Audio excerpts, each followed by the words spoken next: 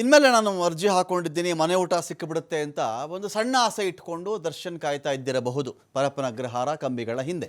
ಆದರೆ ದರ್ಶನ್ ಅವರೇ ಹಾಕಿರ್ತಕ್ಕಂಥ ಅರ್ಜಿಯನ್ನು ಅವರೇ ವಾಪಸ್ ತೆಗೆದುಕೊಳ್ಳುವ ಮೂಲಕ ನನಗೆ ಜೈಲು ಊಟ ಸಾಕು, ಜೈಲಲ್ಲಿ ಕೊಡ್ತಿರ್ತಕ್ಕಂಥ ಊಟನೇ ಸಾಕು, ನನಗೆ ಮನೆ ಊಟ ಬೇಡ ಅನ್ನೋ ಮೆಸೇಜನ್ನು ಕೊಟ್ಟಿದ್ದಾರೆ ಇಲ್ಲಿಂದ. ಪ್ರಶ್ನೆ ಕಾರಣ ಇಷ್ಟೇ. ಇವತ್ತೆಲ್ಲ ಸುಮಾರು 2 ಗಂಟೆ 30 ನಿಮಿಷದ ಸುಮಾರಿಗೆ ಈಗೇನು ಅರ್ಜಿ ವಿಚಾರಣೆಗೆ ಬಂದುಬಿಡುತ್ತೆ. ದರ್ಶನ್ ಮನೆ ಊಟದ ಅರ್ಜಿಯನ್ನು ಕೈಗೆತ್ತಿಕೊಳ್ತಾರೆ. ಅದರಲ್ಲಿ ಏನಾದರೂ ವಿಚಾರಣೆಯನ್ನು ಮಾಡಿ ತೀರ್ಪು ಬರಬಹುದು. ಮನೆ ಊಟಕ್ಕೆ ಎಸ್ ಅಂತಾರ ನ್ಯಾಯಾಧೀಶರು ಇಲ್ವಾ, ಈ ತರಹದ ಪ್ರಶ್ನೆಗಳಿತ್ತು. ಆದರೆ ಇದ್ದಕ್ಕಿದ್ದಂತೆ ಬಂದಂಥ ನ್ಯೂಸ್ ಏನು ಅಂತ ಹೇಳಿದ್ರೆ, ಇಲ್ಲ ದರ್ಶನ್ ಹೈಕೋರ್ಟ್ಗೆ ಹಾಕಿದ್ದಂಥ ಅರ್ಜಿಯನ್ನು, ಮನೆ ಊಟ ತನಗೆ ಬೇಕು ಅಂತ ಹಾಕಿದ್ದಂಥ ಅರ್ಜಿಯನ್ನು ವಾಪಸ್ ತೆಗೆದುಕೊಂಡಿದ್ದಾರೆ ಅಂತ. ಇದು ಒಂಥರ ಆಘಾತಕಾರಿ. ಹಾಗಿದ್ರೆ ಇಷ್ಟು ದಿನಗಳ ಕಾಲದ ಈ ಒಂದು ಅರ್ಜಿ ಪ್ರಹಸನ ನಡೆದಿದ್ದಾದರೂ ಯಾಕೆ ಅಂತ ಇಲ್ಲಿ ವಿಷಯ ಬಂತಲ್ಲಿ. ಮನೆಯಿಂದ ಯಾವ ತರಹದ ಊಟ ಬೇಕಾದ್ರೂ ತರಿಸ್ಕೊಳ್ಬಹುದಾಗಿತ್ತು, ಏನಾದರೂ ಒಂದು ವೇಳೆ ಹೈಕೋರ್ಟ್ ಒಪ್ಕೊಂಡಿದ್ದಿದ್ರೆ. ಆದರೆ ಅರ್ಜಿಯೆಲ್ಲ ಹಾಕಿ ಇದನ್ನು ಮ್ಯಾಜಿಸ್ಟ್ರೇಟ್ ಕೋರ್ಟಿಗೆ ಬಂದು ಆನಂತರದಲ್ಲಿ ಹೈಕೋರ್ಟಿಗೆ ಬಂದು, ಇಲ್ಲ ಹೈಕೋರ್ಟು ಒಂದು ಕಡೆಗೆ ಇಲ್ಲ ಇಲ್ಲಿ ಎಲ್ಲ ಹಾಕಕ್ಕೆ ಬರಲ್ಲ, ನೀನು ಮ್ಯಾಜಿಸ್ಟ್ರೇಟ್ ಕೋರ್ಟಲ್ಲೇ ಹಾಕಪ್ಪ ಅಂತ ಹೇಳಿದ ಮೇಲೆ ಮ್ಯಾಜಿಸ್ಟ್ರೇಟ್ ಕೋರ್ಟಿಂದ ಹೈಕೋರ್ಟ್ಗೆ ಅರ್ಜಿ ಕೂಡ ಹೋಗಿತ್ತು. ಆದರೆ ಇದ್ದಕ್ಕಿದ್ದಂತೆ ಏನಾಗಿದೆ ಅಂದರೆ, ಹೈಕೋರ್ಟ್ಗೆ ದರ್ಶನ್ ಹಾಕಿದ್ದಂಥ ಮನೆ ಊಟದ ಅರ್ಜಿಯನ್ನೇ ವಾಪಸ್ ತೆಗೆದುಕೊಂಡಿರೋದು. ಇದು ಯಾಕೆ ಅಂತ ಎಲ್ರಿಗೂ ಒಂದು ಶಾಕ್. ಇದು ಯಾಕೆ ಈ ಥರ ಆಯಿತು ಅಂತ. ಹಾಗಾದರೆ ದರ್ಶನ್ಗೆ ಜೈಲೂಟನೇ ಸಾಕಾಗಿತ್ತಾ? ಇಷ್ಟು ದಿನಗಳ ಕಾಲ ಜೈಲೂಟ ನನಗೆ ತಿಂದರೆ ಹಾಗಾಗ್ಬಿಡುತ್ತೆ, ಹೀಗಾಗ್ಬಿಡುತ್ತೆ, ನಾನು ತೂಕ ಕಡಿಮೆ ಆಗಿಬಿಟ್ಟಿದ್ದೀನಿ, ನನಗೆ ವಾಂತಿ ಆಗುತ್ತೆ, ಅತಿಸಾರ ಆಗುತ್ತೆ, ಈ ಥರದ್ದೆಲ್ಲ ಮಾತನಾಡ್ತಾ ಇದ್ದದ್ದು ಏನು? ಒಂದು ವೇಳೆ ಇದೇ ನಿಜ ಆಗಿದ್ದಿದ್ರೆ ಹೈಕೋರ್ಟಲ್ಲಿ ಏನು ತೀರ್ಪು ಬರ್ತಾ ಇತ್ತೋ ವೆಯ್ಟ್ ಮಾಡಬಹುದಾಗಿತ್ತು. ಹೇಗಿದ್ದರೂ ಅರ್ಜಿ ಹಾಕ್ಕೊಂಡಾಗಿತ್ತು, ವಾದ ಪ್ರತಿವಾದ ಇದ್ದದ್ದೇ, ವೆಯ್ಟ್ ಮಾಡಬಹುದಾಗಿತ್ತು. ಆದರೆ ಇದ್ದಕ್ಕಿದ್ದಂತೆ ಹೈಕೋರ್ಟ್ನಲ್ಲಿ ಅರ್ಜಿ ಯಾಕಪ್ಪ ವಾಪಸ್ ಪಡ್ಕೊಂಡ್ರು? ದರ್ಶನ್ಗೆ ಇವಾಗ ಜೈಲು ಒಗ್ಗಿದೆಯಾ? ಹಾಗಾದರೆ ಅಡ್ಜಸ್ಟ್ ಆಯಿತಾ ಫುಡ್ಡು? ಮೊದಲೆಲ್ಲ ಆಚೆ ಊಟ ತಿನ್ಕೊಂಡಿದ್ದಂಥ ದೇಹಕ್ಕೆ ಒಳಗಡೆ ಹೋದ ತಕ್ಷಣ ಆ ಫುಡ್ಡು ಸೇರಲಿಲ್ಲ, ಅಥವಾ ನನಗಿಷ್ಟ ಇಲ್ಲ, ಅಥವಾ ಇದು ನನ್ನ ಸ್ಟ್ಯಾಂಡರ್ಡ್ಗೆ ಅಲ್ಲ, ಏನು ಬೇಕಾದರೂ ಇರಬಹುದು. ಆದರೆ ನನ್ನ ಸ್ಟ್ಯಾಂಡರ್ಡ್ಗಿಲ್ಲ ರೀ, ನನಗೆ ಬೇರೆದು ಬೇಕು ಅಂತ ಕೇಳೋಕ್ಕಾಗಲ್ವಲ್ಲ. ಆ ಒಂದು ಕಾರಣಕ್ಕೋ ಬೇರೆ ಕಾರಣಕ್ಕೋ ನನಗೆ ಈ ಊಟ ಬೇಡ, ಇದು ಸೇರ್ತಾ ಇಲ್ಲ, ನನ್ನ ದೇಹಕ್ಕೆ ಒಗ್ಗುತ್ತಾ ಇಲ್ಲ, ಈ ಥರದ್ದೆಲ್ಲ ಕಥೆಗಳನ್ನು ಕೇಳಿದ್ವಿ ನಾವು ಕೂಡ. ಆದರೆ ಈಗ ಅರ್ಜಿ ವಾಪಸ್ ಪಡ್ಕೊಂಡಿರೋದು ಯಾಕಪ್ಪ ಅಂತ ಒಂದು ಪ್ರಶ್ನೆ ಬರುತ್ತೆ. ಸಾಧ್ಯವಿರಬಹುದಾದ ಕಾರಣಗಳ ಕಡೆ ನಾವು ಒಂದು ಸ್ವಲ್ಪ ಗಮನ ಕೊಡೋಣ. ಅರ್ಜಿಯನ್ನು ಯಾಕೆ ವಾಪಸ್, ಇದು ಬಹಳ ಇಂಟ್ರೆಸ್ಟಿಂಗ್ ಪಾಯಿಂಟ್. ಇದು ಹೈಕೋರ್ಟ್ ಮುಂದೆ ಹೊಸದಾಗಿಯೇ ಅರ್ಜಿ ಸಲ್ಲಿಸೋದಕ್ಕೆ ಅವಕಾಶ ಇರುತ್ತೆ. ಒಂದು ನ್ಯೂ ಅಪ್ಲಿಕೇಶನ್ ಹಾಕೋಬಹುದು, ಅರ್ಜಿ ಹಾಕ್ಕೊಳ್ಬಹುದು.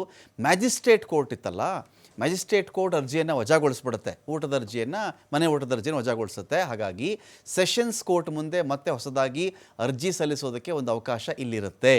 ಹಿಂದೆ ಸಲ್ಲಿಸಿದ್ದಂಥ ಅರ್ಜಿ ಸಿವಿಲ್ ಮ್ಯಾಟ್ರ್ ಆಗಿತ್ತು. ಸೆಷನ್ ಮುಂದೆ ಕೂಡ ಒಂದು ಹೊಸ ಅರ್ಜಿಯನ್ನು ಹಾಕ್ಕೊಳ್ಬಹುದಾಗುತ್ತೆ. ಹೀಗಾಗಿ ಕ್ರಿಮಿನಲ್ ಅರ್ಜಿ ಹಾಕ್ತಕ್ಕಂಥ ಅಗತ್ಯ ಇವಾಗಿರುತ್ತೆ. ಸಿವಿಲ್ ಅರ್ಜಿ ಹಾಕಿದ್ರು ಕ್ರಿಮಿನಲ್ ಅರ್ಜಿ ಬೇಕಾದರೂ ಹಾಕ್ಕೊಳ್ಬಹುದಂತೆ. ತಾಂತ್ರಿಕ ಕಾರಣಗಳಿಂದ ಹೊಸ ಅರ್ಜಿ ಸಲ್ಲಿಕೆಗೆ ದರ್ಶನ್ ಪರ ವಕೀಲರು ನಿರ್ಧಾರ ಮಾಡಿದ್ದಾರೆ. ಟೆಕ್ನಿಕಲ್ ಆಗಿ ಅವರೇನು ಯೋಚನೆ ಮಾಡಿಕೊಂಡು, ಇದೇ ಮ್ಯಾಜಿಸ್ಟ್ರೇಟ್ ಕೋರ್ಟ್ ಈ ಥರ ತೀರ್ಪು ಕೊಟ್ಟಿತ್ತು ಅಂತ ಹೈಕೋರ್ಟಲ್ಲಿ ಪ್ರಶ್ನೆ ಮಾಡೋದು ಬೇಡ, ಆ ಅರ್ಜಿ ಬಿಟ್ಟುಬಿಡೋಣ ಅತ್ಲಾಗಿ. ಈಗ ನಾವೇನು ಮಾಡೋಣ ಅಂತ ಹೇಳಿದ್ರೆ, ಹೊಸದಾಗಿಯೇ ಅರ್ಜಿ ಹಾಕ್ಕೊಳ್ಳೋಣ. ಇವತ್ತು ಅರ್ಜಿ ವಿಚಾರಣೆಗೆ ಬರ್ತಾ ಇದ್ದಂತೆಯೇ ಅದನ್ನು ಹಿಂಪಡೆಯುವಂಥ ಒಂದು ನಿರ್ಧಾರವನ್ನು ದರ್ಶನ್ ಪರ ವಕೀಲರು ಮಾಡಿದರು. ಕಾರಣ, ಹೈಕೋರ್ಟ್ನಲ್ಲಿಯೂ ಕೂಡ ದರ್ಶನ್ ಅವರ ಅರ್ಜಿ ವಜಾ ಆಗುವುದಿತ್ತು. ಸೆಷನ್ಸ್ ಕೋರ್ಟ್ನಲ್ಲಿ ಪ್ರಶ್ನೆ ಮಾಡೋಕ್ಕೆ ಅವಕಾಶ ಇದ್ದಾಗ ಹೈಕೋರ್ಟ್ ಕೂಡ ಅದನ್ನೇ ಹೇಳಬಹುದು. ಹಾಗಾಗಿ ಹೈಕೋರ್ಟ್ ಮುಂದೆ ಬೇಕಾದರೂ ಹೊಸ ಅರ್ಜಿಯನ್ನು ಹಾಕ್ಕೊಳ್ಳಬಹುದು. ಮ್ಯಾಜಿಸ್ಟ್ರೇಟ್ ಕೋರ್ಟ್ನಿಂದ ರಿಜೆಕ್ಟ್ ಆದಮೇಲೆ ಸೆಷನಲ್ಲಿ ಟ್ರೈ ಮಾಡೋಣ, ಆಮೇಲೆ ಬೇಕಾದರೆ ಹೈಕೋರ್ಟ್ಗೆ ಫ್ರೆಶ್ ಅಪ್ಲಿಕೇಶನ್ ಹಾಕ್ಕೊಳ್ಳೋಣ ಅಂತ ಅವರ ಪರವಾಗಿರ್ತಕ್ಕಂಥ ವಕೀಲರು ಅವರಿಗೆ ಐಡಿಯಾ ಕೊಟ್ಟಿರಬಹುದು. ಇದೀಗ ಸೆಷನ್ಸ್ ಕೋರ್ಟ್ನ ಮುಂದೆ ಮತ್ತೆ ಹೊಸದಾಗಿ ಅರ್ಜಿ ಸಲ್ಲಿಸುವುದಕ್ಕೆ ಅವಕಾಶ ಇರೋ ಕಾರಣದಿಂದಾಗಿ ಈಗ ಏನು ಹೈಕೋರ್ಟಲ್ಲಿ ಅರ್ಜಿಯನ್ನು ಹಾಕ್ಕೊಂಡಿದ್ದಾರಲ್ಲ, ಅದನ್ನು ಇವರು ಹಿಂದಕ್ಕೆ ಪಡ್ಕೊಂಡಿದ್ದಾರೆ ಅಂತ. ಸೆಷನ್ಸ್ ಕೋರ್ಟ್ನಲ್ಲಿ ಪ್ರಶ್ನಿಸ್ತಕ್ಕಂಥ ಅವಕಾಶ ಇದ್ದಾಗ ಹೈಕೋರ್ಟ್ ಕೂಡ ಅದನ್ನೇ ಹೇಳಬಹುದು. ಎಲ್ಲದಕ್ಕೂ ಹೈಕೋರ್ಟ್ ಮುಂದೆ ಬರ್ತಿರಲ್ರಿ, ಮ್ಯಾಜಿಸ್ಟ್ರೇಟ್ ಕೋರ್ಟ್ ಇಲ್ಲ, ಸೆಷನ್ಸ್ ಕೋರ್ಟ್ ಇರಲಿಲ್ವ ನಿಮಗೆ, ಯಾಕೆ, ಏನು ಪ್ರಾಬ್ಲಮ್ ನಿಮ್ಮದು ಅಂತ ಕೇಳಿ ಹೈಕೋರ್ಟ್ನ ಕೋಪಕ್ಕೆ ಒಳಗಾಗೋದು ಸದ್ಯಕ್ಕೆ ಬೇಡ ಅಂತ ಕೂಡ ಇದ್ದಿರಬಹುದು. ನಾಳೆ ದಿನ ಏನಾಗುತ್ತೆ ಅಂದರೆ ಕೋರ್ಟ್ಗಳಲ್ಲಿ, ಸ್ವಾಮಿ ನಾವೆಲ್ಲ ಪ್ರಯತ್ನಗಳನ್ನು ಮಾಡಿ ಎಲ್ಲ ಪ್ರಯತ್ನಗಳಲ್ಲೂ ನಮಗೆ ಹಿನ್ನಡೆ ಆದ ಕಾರಣದಿಂದಾಗಿ ನಾವಿಲ್ಲಿಗೆ ಬಂದಿದ್ದೀವಿ, ತಾವು ಘನತೆವೆತ್ತಂಥ ನ್ಯಾಯಾಧೀಶರು ತಮಗೆ ಈ ಒಂದು ವಿಚಾರದಲ್ಲಿ ನ್ಯಾಯ ಕೊಡಿಸ್ಬೇಕು ಅಂತ ಕೇಳಬಹುದು. ಆದರೆ ಈಗೇನಾಗುತ್ತೆ, ನೀವು ಎಲ್ಲ ಕೋರ್ಟ್ಗಳಿಗೆ ಬಾಗಿಲಿಗೆ ಹೋಗೋಕ್ಕಿಂತ ಮುಂಚೆನೇ ನೇರವಾಗಿ ಹೈಕೋರ್ಟ್ ಅಂತ ಹೋದಾಗ ಹೈಕೋರ್ಟ್ ಕಡೆ ಇದು ಬರಬಹುದು. ಹಾಗಾಗಿ ಆ ಒಂದು ಸಲಹೆ ಹಾಕಬೇಕು ನಮಗೆ, ಮೊದಲೇ ನಾವು ಅದನ್ನು ಫಾಲೋ ಮಾಡಿಬಿಡೋಣ, ಆಮೇಲೆ ಬೇಕಾದರೆ ನಾವು ಹೈಕೋರ್ಟ್ ಕಡೆ ಹೋಗೋಣ ಅಂತ ಕೂಡ ದರ್ಶನ್ ಪರ ವಕೀಲರು ಭಾವಿಸಿರಬೇಕು. ಆ ಕಾರಣಕ್ಕೋಸ್ಕರವಾಗಿಯೇ ಇವತ್ತು ವಿಚಾರಣೆಗೆ ಬರಬೇಕಾಗಿದ್ದಂಥ ಮನೆಯೋಟದ ಅರ್ಜಿಯನ್ನು ಅವರು ಹಿಂದಕ್ಕೆ ಪಡ್ಕೊಳ್ಳೋಕ್ಕೆ ಡಿಸೈಡ್ ಮಾಡಿದ್ದಾರೆ. ಡೀಟೇಲ್ಸ್ಕೊಳ್ಳಿಕ್ಕೆ ಇದೀಗ ಸಂತೋಷ್ ಪಟೇಲ್ ಇದ್ದಾರೆ. ಸಂತೋಷ್ ಪಟೇಲ್, ಇವಾಗ ವೆಯ್ಟ್ ಮಾಡ್ತಾ ಇದ್ವಿ ಹೈಕೋರ್ಟಲ್ಲಿ ಅರ್ಜಿ ವಿಚಾರಣೆಗೆ ಬಂದ್ಬಿಡುತ್ತೆ, ದರ್ಶನ್ಗೆ ಮನೆ ಊಟ ಸಿಗುತ್ತಾ ಸಿಗಲ್ವಾ ಅಂತ ಒಂದು ಪ್ರಶ್ನೆ ಇತ್ತಲ್ಲಿ. ಆದರೆ ಈಗ ನೋಡಿದ್ರೆ ಅವರಷ್ಟಕ್ಕೆ ಅವರೇನೆ, ಬೇರೆಯವರಲ್ಲ, ಅವರಷ್ಟಕ್ಕೆ ಅವರೇನೆ ಒಂದು ಅರ್ಜಿಯನ್ನು ಹಿಂಪಡೆದುಕೊಂಡು ಬಿಟ್ಟಿದ್ದಾರೆ. ಇಲ್ಲಿ ಹೈಕೋರ್ಟ್ ಕೂಡ ಮತ್ತೆ ಸಿಟ್ಟಾಗ್ತಿತ್ತೇನೋ, ಯಾಕಂದರೆ ಹಿಂದೆ ಕೂಡ ದರ್ಶನ್ದು ಅವಾಗೆಲ್ಲ ಈ ಜುಡಿಷಿಯಲ್ ಕಸ್ಟಡಿ, ಆನಂತರದಲ್ಲಿ ಪೊಲೀಸ್ ಕಸ್ಟಡಿ ಟೈಮಲ್ಲಿ ಕೂಡ ಏನಿತ್ತು ವಿಷಯ ಅಂತ ಹೇಳಿದ್ರೆ, ಆವಾಗಲೂ ಕೂಡ ಏಕಾಏಕಿ ಅವ್ರು ಹೈಕೋರ್ಟ್ಗೆ ಹೋಗ್ಬಿಟ್ಟಿದ್ರು ಊಟದ ಅರ್ಜಿ ಹಿಡ್ಕೊಂಡು, ನಮ್ಮ ಮನೆ ಊಟ ಬೇಕು ಅಂತ ಹೇಳಿ. ಆಮೇಲೆ ನೀವು ಮ್ಯಾಜಿಸ್ಟ್ರೇಟ್ ಕೋರ್ಟ್ಗೆ ಹೋಗಿ ಅಂತ ಅವ್ರು ಹೇಳಿ ಕಳಿಸಿದ್ರು. ಮ್ಯಾಜಿಸ್ಟ್ರೇಟ್ ಕೋರ್ಟ್ ರಿಜೆಕ್ಟ್ ಆದ ತಕ್ಷಣ ಸೆಷನ್ಸು ಒಂದು ಅವಕಾಶ ಇದ್ದರೂ ಕೂಡ ಇವರು ಜಿಗಿದು ಬಿಟ್ಟಿದ್ರ ಹೈಕೋರ್ಟ್ನ ಕಡೆಗೆ ಅಂತ. ಖಂಡಿತವಾಗಿ ರಮಕಾಂತ್, ಏನಂತ ಹೇಳಿದ್ರೆ ಯಾವುದೇ ಪ್ರಕರಣಕ್ಕೆ ಸಂಬಂಧಪಟ್ಟಂಗೆ ನ್ಯಾಯಾಲಯಕ್ಕೆ ಹೋಗೋದಾದ್ರೆ ಅದರ ಪ್ರೊಸೀಜರ್ ಗಳನ್ನ ಫಾಲೋವನ್ನು ಮಾಡ್ಬೇಕಾಗತ್ತೆ. ಈಗಾಗಲೇ ಇವರು ಮನೆ ಊಟ ಬೇಕು ಅಂತ ನೇರವಾಗಿ ಹೈಕೋರ್ಟ್ಗೆ ಅರ್ಜಿಯನ್ನು ಹಾಕೊಂಡಿದ್ರು. ಆ ಅರ್ಜಿ ಊರ್ಜಿತ ಆಗೋದಿಲ್ಲ, ಊರ್ಜಿತವನ್ನ ಮಾಡಬಾರದು ಅಂತೇಳಿ ಸರ್ಕಾರಿ ಪರ ವಕೀಲರು ಕೂಡ ಇಷ್ಟು ವಾದವನ್ನು ಮಾಡಿದ್ರು. ಕಾರಣ ಎಷ್ಟೇ, ಯಾವುದೇ ಈ ರೀತಿಯಾಗಿ ಮನೆ ಊಟ ಬೇಕಂದ್ರೆ ಮೊದಲು ಜೈಲು ಅಧಿಕಾರಿಗಳನ್ನ ಕೇಳಬೇಕು, ಅಲ್ಲ ಹಿರಿಯ ಅಧಿಕಾರಿಗಳನ್ನ ಸಂಪರ್ಕವನ್ನು ಮಾಡಬೇಕಾಗತ್ತೆ, ಅವರಿಗೆ ಮನವಿಯನ್ನ ಮಾಡಬೇಕು. ಅದಾದ ನಂತರ ಮ್ಯಾಜಿಸ್ಟ್ರೇಟ್ ಕೋರ್ಟು, ಅದಾದ ನಂತರ ಸೆಷನ್ ಕೋರ್ಟು. ಮ್ಯಾಜಿಸ್ಟ್ರೇಟ್ ಕೋರ್ಟ್ ಒಂದ್ ವೇಳೆ ರಿಜೆಕ್ಟ್ ಆದ್ರೆ ಸೆಷನ್ ಕೋರ್ಟ್ಗೆ ಅಪೀಲ್ ಹೋಗ್ಬೋದು. ಅಲ್ಲೂ ಆಗಿಲ್ಲ ಅಂದಾಗ ನೀವು ಅಪ್ಪರ್ ಕೋರ್ಟ್ಗೆ ಹೋಗ್ಬೇಕಾಗತ್ತೆ, ಹೈಕೋರ್ಟ್ಗೆ. ನೇರವಾಗಿ ಇವರು ಹೈಕೋರ್ಟ್ಗೆ ಹೋಗಿರುವಂತದ್ದು ಅದು ಎಲ್ಲೇ ಹೋದ್ರೂ ನ್ಯಾಯಾಧೀಶರು ಅರ್ಜಿಯನ್ನ ತಿರಸ್ಕಾರ ಮಾಡುವಂತ ಸಾಧ್ಯತೆ ಇರುತ್ತೆ.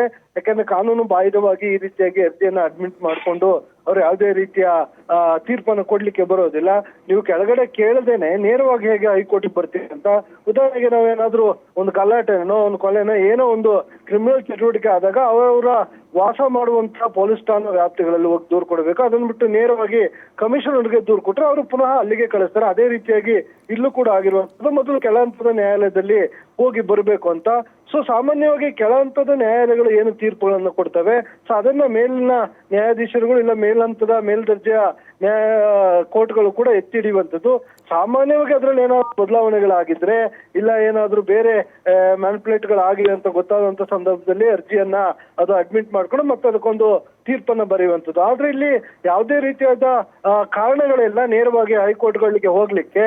ಸೊ ಅದಕ್ಕೆ ಆಗಾಗ್ಲೇ ಹೈಕೋರ್ಟ್ ಮೊದಲೇ ಸೂಚಿಸಿತ್ತು ಮ್ಯಾಜಿಸ್ಟ್ರೇಟ್ ಕೋರ್ಟ್ಗೆ ಹೋಗಿ ಕಾನೂನು ಪ್ರಕಾರವಾಗಿ ಬನ್ನಿ, ಸೊ ಮತ್ತೆ ಬೇಕಾಗಿರೋ ದಾಖಲೆಗಳನ್ನು ಕೊಡಿ, ನಾವು ಮ್ಯಾಜಿಸ್ಟ್ರೇಟ್ ಕೋರ್ಟ್ಗೆ ಸೂಚನೆಯನ್ನು ಕೊಡ್ತೀವಿ ಅಂತ ಸೂಚನೆ ಕೊಟ್ಟಿತ್ತು. ಹೀಗಾಗಿ ಇವತ್ತು ಅರ್ಜಿ ವಿಚಾರಣೆ ಆಗುವ ಮೊದಲೇ ಅವರ ವಕೀಲರು ಬಂದು ಅರ್ಜಿಯನ್ನು ವಾಪಸ್ ತೆಗೆದುಕೊಂಡಿರುವಂತದ್ದು. Ramakanth, thank you Santosh.